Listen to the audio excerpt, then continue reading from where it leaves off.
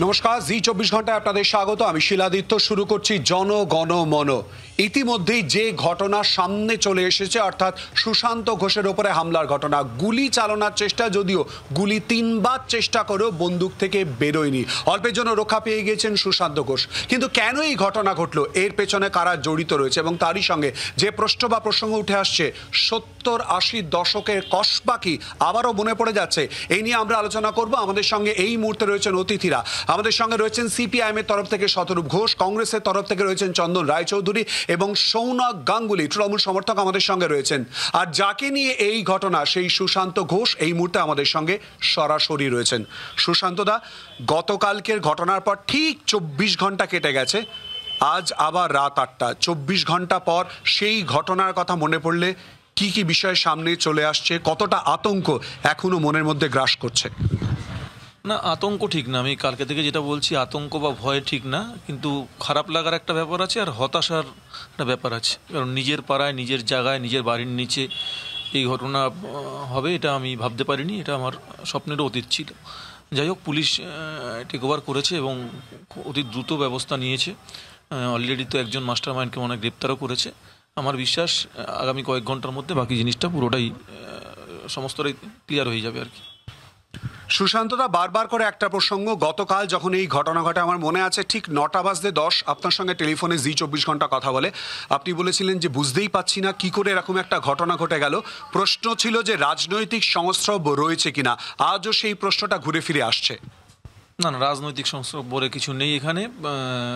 আমার ব্যক্তিগত এটা মতামত যে এর মধ্যে কোনো রাজনীতি নেই, এবং যেটা একটা মহল থেকে চালানোর চেষ্টা হচ্ছে গোষ্ঠীদ্বন্দ্ব, সেটাও আছে বলে আমার মনে হয় না। এটা বিরোধীরা বলছে ঠিক আছে, কিন্তু রাজনীতি করবার জন্য বলতে হবে। কিন্তু আমি নিজে দায়িত্ব নিয়ে বলছি, এর সঙ্গে কোনো রাজনীতির ব্যাপার নেই। আপনি নিজেই যে প্রসঙ্গ তুলেন, অর্থাৎ গোষ্ঠীদ্বন্দ্বের কথা আপনি বললেন, এর আগেও কিন্তু এখানে গোষ্ঠীদ্বন্দ্বের প্রসঙ্গ উঠেছে। সেই জায়গা থেকে দাঁড়িয়ে প্রশ্নটা ওঠাটা কি খুব একটা অস্বাভাবিক? কারণ এই কসবা যে জায়গা, যে প্রসঙ্গ নিয়ে আমরা আজকে আলোচনা করছি, আপনার উপরে এই হামলার ঘটনা যেটা চলতে গিয়েও প্রাণে বেঁচে গিয়েছেন আপনি সেই জায়গায়। 70-80 দশকের কসবার কথা যদি ভাবি আমরা, একটা আতঙ্কের জায়গা।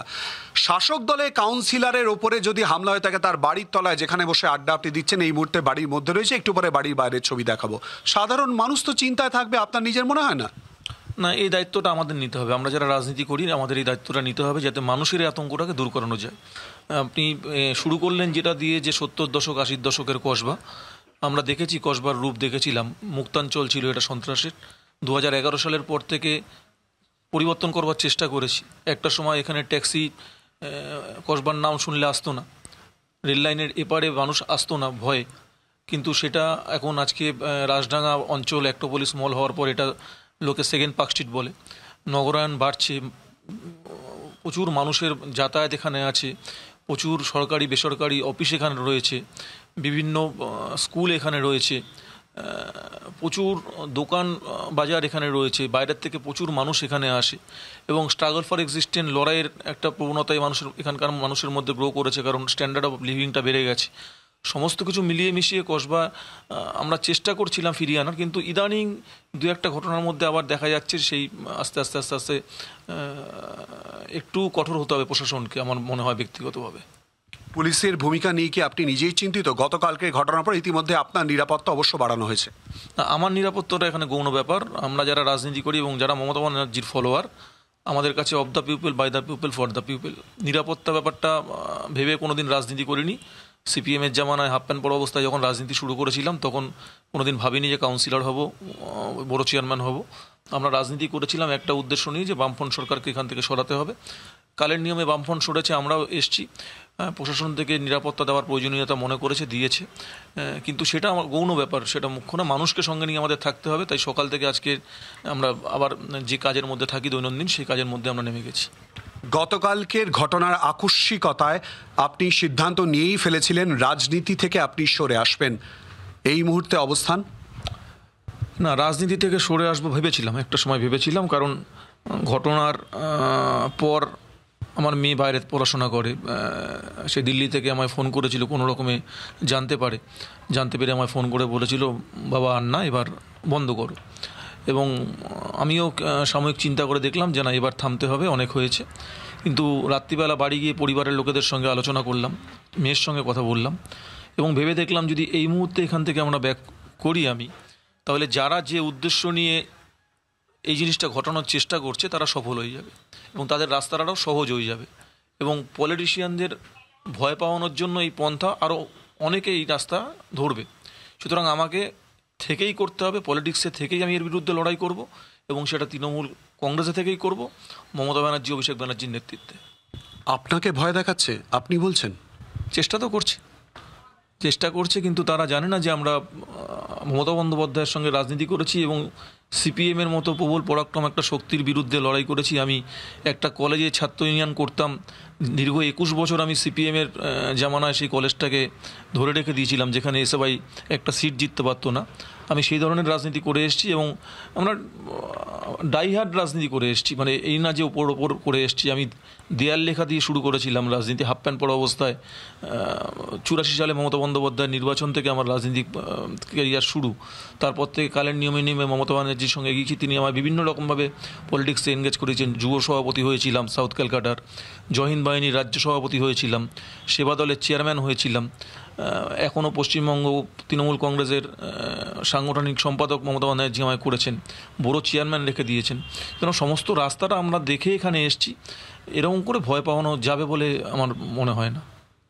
আমরা জানি গতকালকে ঘটনার পর ইতিমধ্যেই দলের তরফ থেকে আপনার সঙ্গে কথাবার্তা বলা হয়েছে। অভিষেক বন্দ্যোপাধ্যায় ইতিমধ্যেই টেলিফোন করেছেন, বহু নেতৃত্ব ইতিমধ্যেই যোগাযোগ করেছেন, রাজ্যের মন্ত্রীরা ইতিমধ্যে এসেছেন এবং কথা বলেছেন, পুলিশ কমিশনার এসেছেন। অভিষেক বন্দ্যোপাধ্যায় কি বললেন?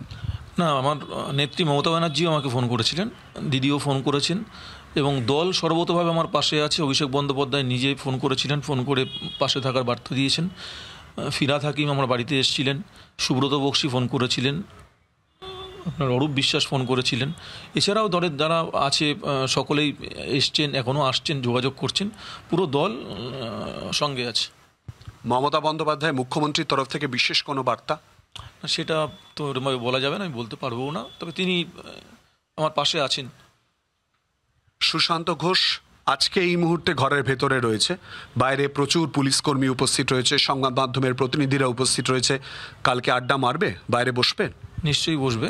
আমার নিজেরই অস্বস্তি হচ্ছে, আমার বাড়ির বাইরে পুলিশ, মানে এরমভাবে আমি রাজনীতি করে অভ্যস্ত না। আমি আগেই বললাম যে আমি ওই ছোটোবেলা থেকে রাজনীতি করেছি মুক্ত বিহঙ্গ হয়ে। সিপিএমের জামানায় অনেক অত্যাচার সহ্য করে পার্টি করতে হয়েছে, বাড়ি ছাড়া হয়েছি, সিপিএমের 21শে জুলাই গুলি খেয়েছিলাম, অনেক কিছুই ঘটেছে আমার জীবনে। কিন্তু এরম বাড়ির মধ্যে থাকা আমার নেচারের মধ্যে নেই। আমি সকালবেলা থেকেই বেরিয়েছিলাম, সকালবেলা যেরকম রেগুলার অফিস করি, আজকেও রুবিন মোড়ে অফিস করেছি। সন্ধ্যাবেলা কিছু শুভানুধ্যায়ী এসছে, বন্ধুবান্ধবরা এসছে, তাদের সঙ্গে কথাবার্তা বলছি। কিন্তু আমার নিজেরই অস্বস্তি হচ্ছে যে আমার বাড়ির বাইরে পুলিশ থাকবে কেন? আমি একজন রাজনৈতিক ব্যক্তি, আমার বাড়ির বাইরে পুলিশ থাকাটা ঠিক নয়। আমার নিজেরই খারাপ লাগছে। আপনি জানেন, ইতিমধ্যে নিশ্চয়ই আপডেট পেয়েছেন যে কলকাতা পুলিশের তরফ থেকে একটি টিম ইতিমধ্যেই গলসিতে গিয়েছিল। গলসিতে ইতিমধ্যে একজনকে গ্রেফতার করা হয়েছে এবং এই ঘটনায় তার বক্তব্য যেটা সামনে আসছে, জমি সংক্রান্ত একটা বিবাদের প্রসঙ্গ উঠে আসছে। আপনি তার পরিচয় বা এই জমি সংক্রান্ত বিবাদের বিষয়ে কিছু জানেন? না না না, প্রথম কথা, কে কি বললো, একটা ক্রিমিনাল কি বললো তার কথার উত্তর আমি দেবো না। দ্বিতীয় কথা, হ্যাঁ, জমি সংক্রান্ত যদি বিবাদ হয়, সেই বিবাদ যদি জলা জমি হয়, সেটা আমি আটকে রেখে দিয়েছি এবং সেটা দলনেত্রীর নির্দেশেই আমি আটকে রেখে দিয়েছি। আমি ওখানে নতুন করে আর কোনো জলাভূমি ভরিয়ে বাড়ি দিচ্ছি না, যেটা অনেকেরই লক্ষ্য আছে, টার্গেট আছে। আমি সেটা বন্ধ করে রেখে দিয়েছি। তার জন্যই যদি আবার আমাকে এই সমস্যায় পড়তে আমি পড়বো, রাজি আছি, কিন্তু দলের যেটা নির্দেশ, দলনেত্রীর যেটা নির্দেশ, আমি সেটা মান্য করে চলব। আপনি কি তার মানে গতকাল থেকে যদিও আপনি বলে আসছেন রাজনৈতিক কোনো যোগ বা সংস্রব নেই, তাহলে জমি সংক্রান্ত বিবাদ বা কোনো একটা টার্গেটেড বিষয় এই ঘটনার পেছনে কারণ বলে আপনি নিজে প্রাথমিকভাবে মনে করছেন, যদিও 24 ঘন্টা কেটে গেছে অনেকটা সময় পর? না না, দেখুন, আমরা যারা রাজনীতি করি না, আমাদের জ্ঞানত অজ্ঞানত শত্রু কখন হয়ে যায় আমরা নিজেরাই বুঝতে পারি না। অনেকে আসে আমাদের কাছে বিচারের জন্য, কারোর পছন্দ হয়, কারোর পছন্দ হয় না। যার পছন্দ হয় সে কিছুদিন আমার নামে জয়ধ্বনি দেয়, যার পছন্দ হয় না সে সারা জীবন রাগটা পুষে দেয়। এবং কোনো অন্যায় কাজ কেউ করতে গেলে সেই কাজটা যদি সে করতে না পারে, তার একটা রিভেঞ্জ নেওয়ার প্রবণতা থেকে যায় এবং হয়তো সেরকম কোনো জায়গা থেকে এই ঘটনা ঘটেছে। তবে এটুকু বলতে পারি যে এসব করে কোনো লাভ হবে না, কারণ আমি যে রাস্তায় চলছিলাম সেই রাস্তাতেই চলব। একেবারেই ধন্যবাদ সুশান্তদা। এবং সুশান্ত ঘোষ যে কথা বললেন যে রাজনৈতিক কোনো যোগ নেই, কিন্তু এর পেছনে কারণ কি পুলিশ যদিও তদন্ত করে দেখবে এই পুরো বিষয় এবং তথ্য নিয়ে আমরা আলোচনা করব। সঙ্গে গতকাল যেখানে এই ঘটনা ঘটেছে সেখানকার ছবিও তুলে ধরবো।